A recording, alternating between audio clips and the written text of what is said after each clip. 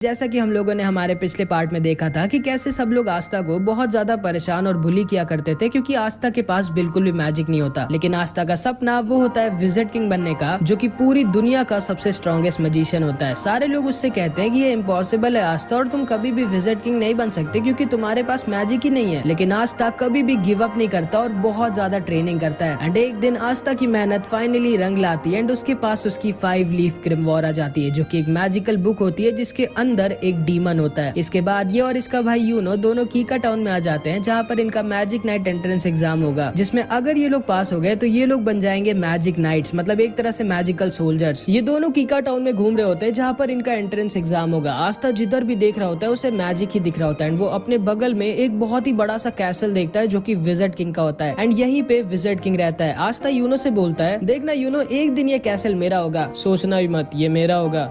ये तो वक्त ही बताएगा कि हम दोनों में से कौन विजिट किंग बनेगा। इसके बाद हम देखते हैं आस्था, यूनो और बहुत सारे लोग एंट्रेंस एग्जाम देने आए होते हैं। एंड आस्था सबसे पागलों की तरह कह रहा होता है, हेलो दोस्तों, मैं एक दिन विजिट किंग बनूंगा। एंड ताकि यूनो की बेइज्जती ना हो इसलिए वो ऐसे एक्टिंग कर रहा होता है जैसे वो आस्था को जानता ही नहीं है। आस्था यूनो दोनों एंट्रेंस गेट पर पहुंच जाते हैं। एंड यूनो जब अपनी 4 लीफ ग्रिमवॉर दिखाता है तो सारे के सारे लोग शॉक्ड रह जाते हैं कि आखिर कौन है ये लड़का जिसके पास 4 लीफ ग्रिमवॉर है। एंड गार्ड उसे गेट के अंदर जाने देता है। लेकिन जब आस्था अपनी ग्रिमवॉर दिखाता है तो गार्ड को यकीन ही नहीं होता कि ये कोई ग्रिमवॉर है भी कि नहीं, क्योंकि आस्था की 5 लीफ ग्रिमवॉर इतनी ज्यादा रेयर होती है कि उसके बारे में कोई जानता ही नहीं है। लेकिन आस्था की बहुत ज्यादा रिक्वेस्ट करने के बाद गार्ड आस्था को भी अंदर जाने देता है। आस्था के पीछे एक लड़का खड़ा होता है जो बोलता है, ये लड़का काफी फनी लग रहा है मुझे। सारे के सारे बच्चे एंट्रेंस लॉबी में खड़े होते हैं। एंड यहाँ पर जिसके पास जितनी कम मैजिकल पावर होती है उसके पास उतनी ज्यादा मैजिक बर्ड्स आती हैं। एंड यूनो के पास एक भी मैजिक बर्ड नहीं आती। एंड सारे लोग सोच रहे होते हैं कि आखिर कौन है ये इतना स्ट्रॉन्ग मैजिशियन जिसके पास एक 4 लीफ ग्रिमवॉर भी है, इतनी स्ट्रॉन्ग मैजिकल पावर है कि एक भी चिड़िया इसके पास नहीं आ रही। एंड आते यूनो के पीछे 2-3 लड़कियां पड़ जाती है और हमारे बेचारे आस्था के पीछे ढेर सारी मैजिक बर्ड्स। एंड सारे लोग आस्था के ऊपर हंस रहे होते हैं कि लोग कौन है ये लड़का जिसके पीछे आधे से ज्यादा चिड़िया पड़ गई हैं। आस्था भागते भागते अचानक से एक आदमी से लड़ जाता है। एंड ये आदमी बहुत ही ज्यादा बड़ा और ताकतवर दिख रहा होता है। आस्था को लगता है कि ये भी कोई बच्चा है शायद जो एंट्रेंस एग्जाम देने आया है। एंड वो इससे पूछता है, तुम्हें लगी तो नहीं ना दोस्त? एंड ये आदमी आस्था का सिर पकड़कर उसको उठा लेता है और अपने हाथों से उसका सर पीसने वाला होता है और उससे कहता है, तुम जानते नहीं हो क्या मैं कौन हूँ? एंड ये आदमी कोई और नहीं बल्कि एक magic night squad black bulls का कैप्टन यामी होता है, जो कि सारे के सारे मैजिक नाइट स्क्वाड्स की सबसे बेकार स्क्वाड होती है। एंड आस्था बेचारा आते ही एक मैजिक नाइट स्क्वाड के कैप्टन से ही पंगा ले लेता है। यामी आस्था का सर पीसने वाला होता है, लेकिन तभी यामी के स्क्वाड के 2 मेंबर्स वहां पर आ जाते हैं, फिनरल और गॉर्डन। फिनरल बहुत ही बड़ा ठरकी होता है और गॉर्डन बहुत ज्यादा शांत और अच्छा होता है। फिनरल यामी से कहता है, अब यहाँ क्या कर रहे हो, जल्दी चलिए इवेंट स्टार्ट होने वाला है। जिसपे यामी बोलता है, अरे कुछ नहीं, मैं बस ऊपर जाने का रास्ता भूल गया था। एंड तभी एंट्रेंस एग्जाम स्टार्ट हो जाता है। एंड यामी आस्था को छोड़कर वहां से चला जाता है। आस्था खड़ा होता है, तभी उसके पास ये लड़का दोबारा से आता है जिसका नाम सेक्के होता है। एंड वो आके आस्था से दोस्ती कर लेता है। एंड तभी वहां पर सारे के सारे 9 मैजिक नाइट स्क्वाड्स के कैप्टन आ जाते हैं। एंड ये सारे के सारे बहुत ज्यादा स्ट्रॉन्ग होते हैं। एंड कहा जाता है कि पूरी दुनिया में इन सबसे स्ट्रॉन्ग सिर्फ एक आदमी है जो कि खुद विजिट किंग है। इस कैप्टन का नाम विलियम होता है और ये गोल्डन डॉन का कैप्टन होता है। एंड इसकी स्क्वाड वर्ल्ड की नंबर 1 स्क्वाड होती है। एंड सभी का सपना इसकी स्क्वाड ज्वाइन करने का होता है। और वहीं पर यामी की स्क्वाड ब्लैक बुल सबसे खराब होती है और उसमें कोई भी नहीं जाना चाहता। आस्था सेक्के से पूछता है, विजिट किंग कहाँ है? जिसपे सेक्के आस्था से बोलता है, विजिट किंग थोड़ी ना इन सब छोटे मोटे इवेंट्स में आएंगे, वो हमारे किंगडम के किंग है, उनके पास और भी ज्यादा इंपॉर्टेंट काम होते हैं। विलियम सबसे कहता है, टाइम आ चुका है तुम सबके एग्जाम को स्टार्ट करने का। एंड वो अपना मैजिक यूज करता है। एंड आसमान से एक बहुत ही बड़ा पेड़ नीचे आ जाता है। एंड सारे के सारे कैंडिडेट्स को एक एक मैजिकल ब्रूम दे देता है, मतलब एक जादुई झाड़ू। ये तुम लोगों का पहला टेस्ट होगा और तुम सबको अपनी मैजिक पावर से उड़ना होगा। सारे के सारे बच्चे अपनी मैजिक पावर से उड़ने की कोशिश करते हैं और सारे कैप्टन सबको ऑब्जर्व कर रहे होते हैं। यूनो सबसे ऊपर उड़ रहा होता है और सारे के सारे कैप्टन्स को इम्प्रेस कर देता है। वहीं पर हमेशा की तरह आस्था बेचारा उड़ना तो छोड़ो, कूद भी नहीं पा रहा होता है इस झाड़ू को पकड़ के। तभी इन सारे कैप्टन्स में से एक कैप्टन नीचे जाकर एक लड़की को डांटता है जो इसकी बहन होती है। एंड ये इससे कहता है, तुम ये एग्जाम देने क्यों आई हो? सिल्वर फैमिली की बेइज्जती मत करो, तुम ये एग्जाम पास नहीं कर पाओगी, चुपचाप घर लौट जाओ। एंड फिर वो वहां से चला जाता है। एंड इस लड़की का नाम नोएल होता है। सेक्के आस्था से बोलता है, ट्राई करते रहो आस्था, तुम ये कर सकते हो। लेकिन हम सब ये जानते हैं कि आस्था ये नहीं कर सकता क्योंकि उसके पास मैजिक है ही नहीं। एंड इस वाले और इसके बाद की हर टेस्ट में आस्था बहुत ज्यादा खराब करता है। इसके बाद विलियम सबसे कहता है,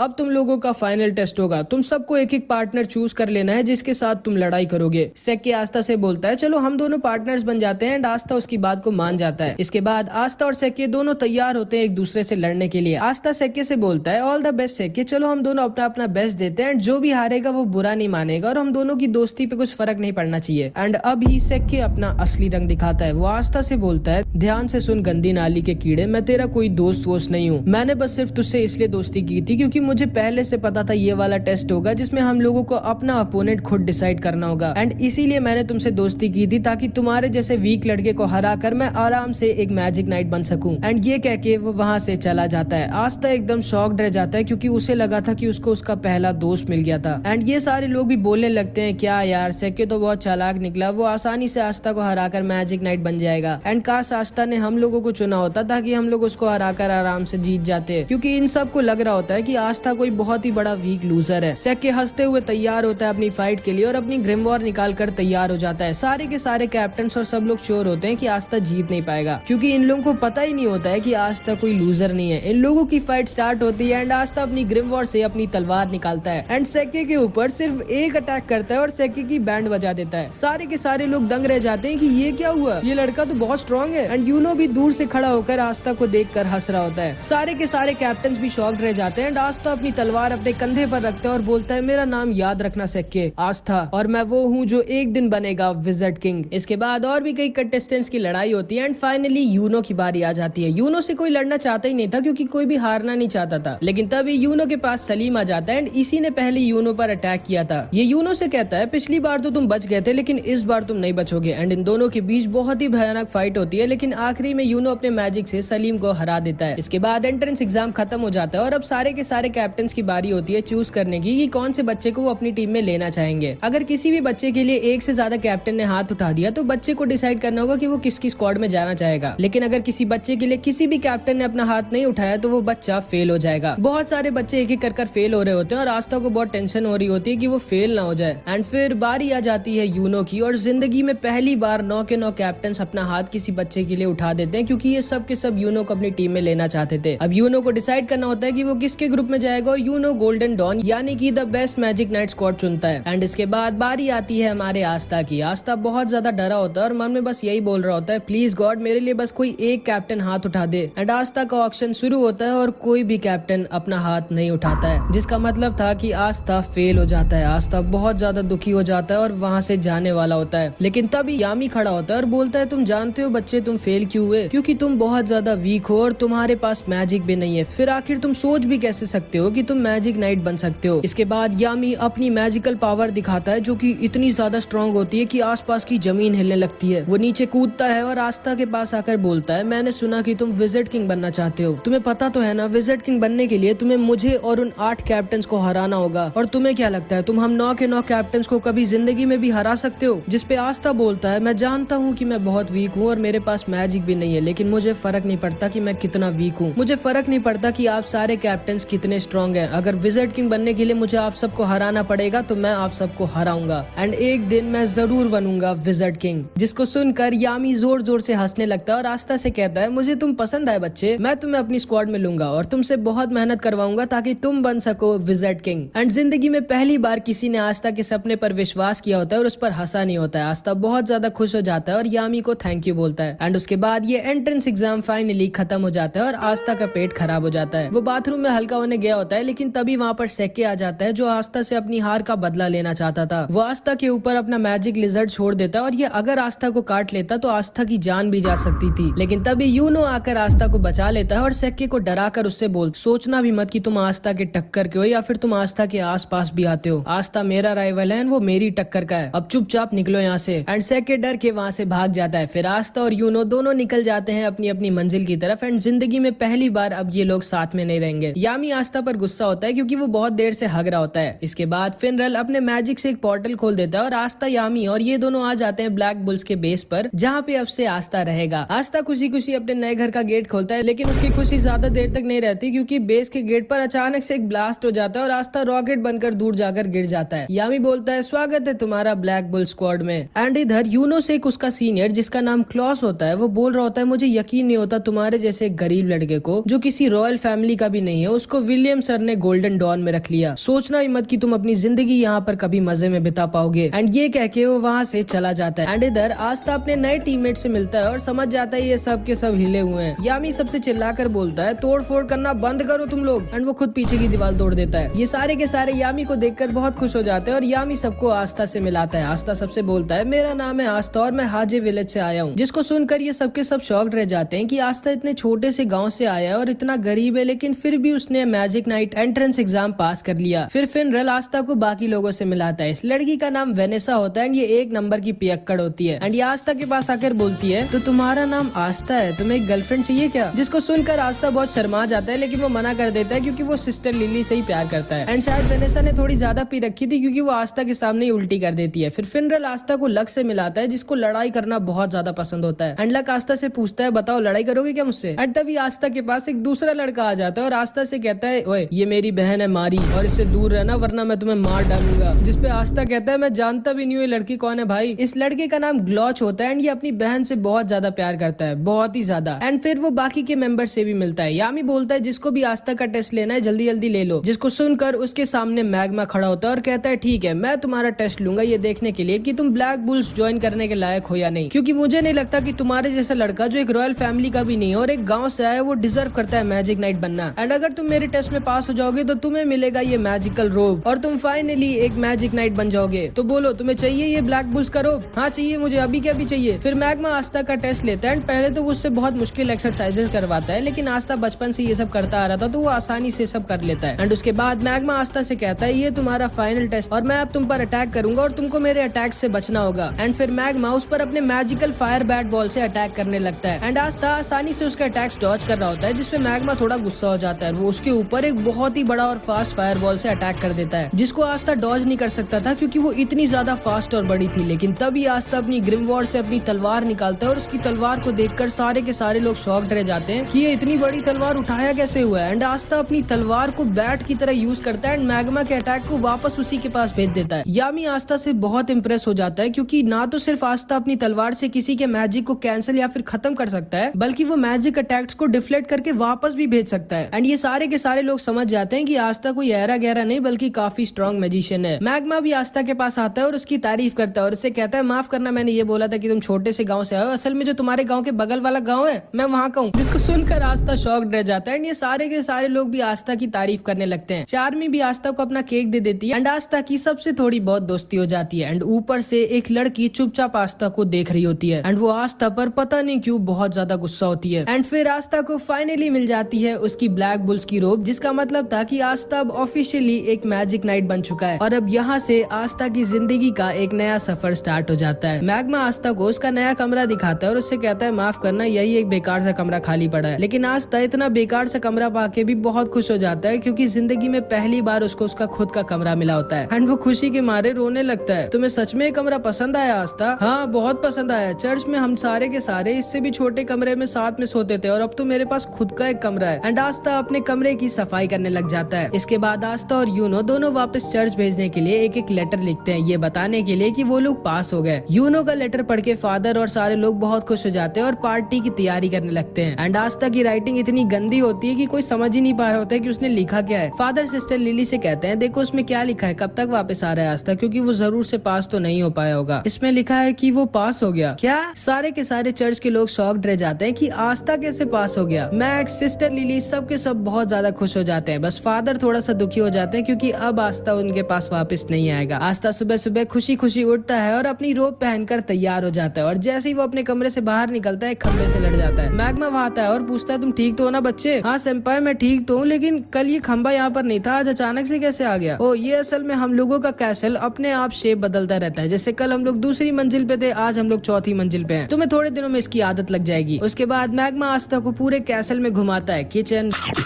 बाथरूम,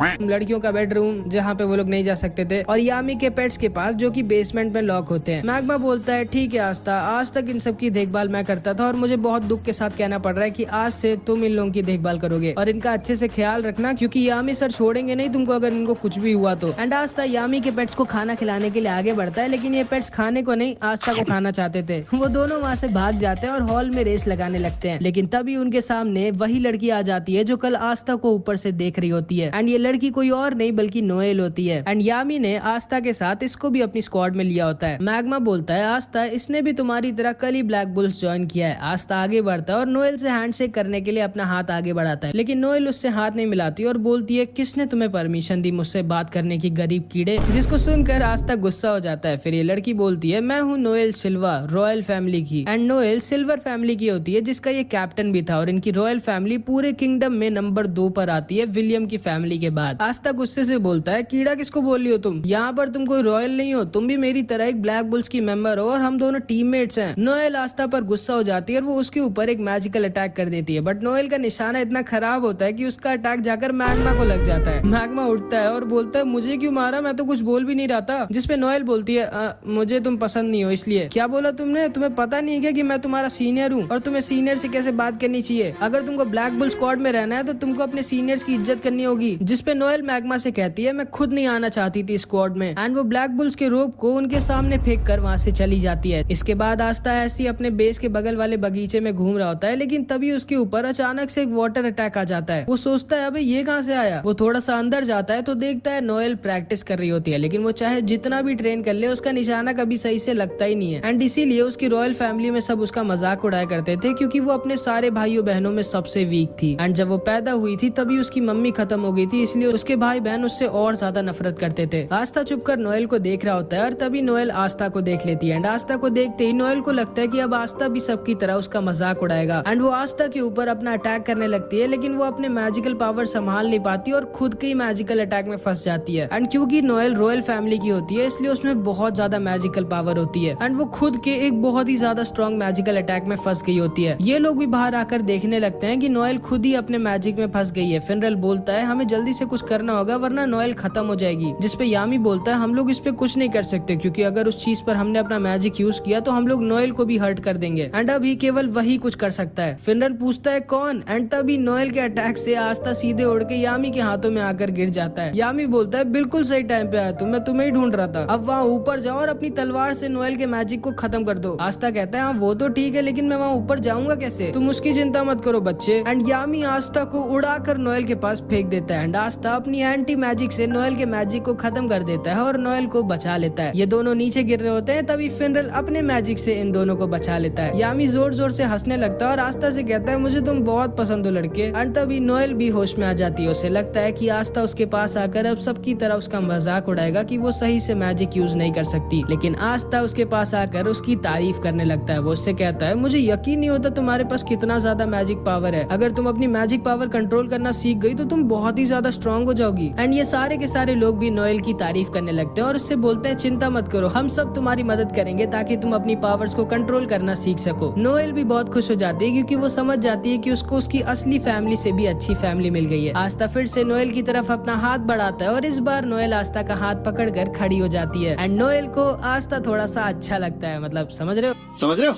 एंड वहीं पर दूसरी तरफ यूनो का सीनियर क्लॉस यूनो को बहुत ज्यादा परेशान कर रहा होता है और उसके साथ बिल्कुल भी अच्छे से पेश नहीं आ रहा होता। एंड पता नहीं क्यों ये यूनो से इतनी ज्यादा नफरत करता है, लेकिन शायद इसको पता नहीं है कि इसके साथ आगे क्या होने वाला है, जो कि हम नेक्स्ट पार्ट में देखेंगे। एंड अगला पार्ट बहुत ही ज्यादा तगड़ा होगा तो उसको मिस मत करना। एंड मैं अगला पार्ट तब अपलोड करूंगा जब इस वीडियो पे 100 कॉमेंट्स आ जाएंगे, तो कुछ भी कॉमेंट जरूर से कर देना। और हाँ, कई लोग मुझसे मेरी पिछली वीडियो में मेरी फ्री फायर की आईडी मांग रहे थे, तो ये रही मेरी फ्री फायर की आईडी। एंड वैसे तो अब मैं ज्यादा खेलता नहीं हूँ, लेकिन अगर तुम लोग चाहो तो मैं खेल लूंगा। तो बस इस वीडियो में इतना ही।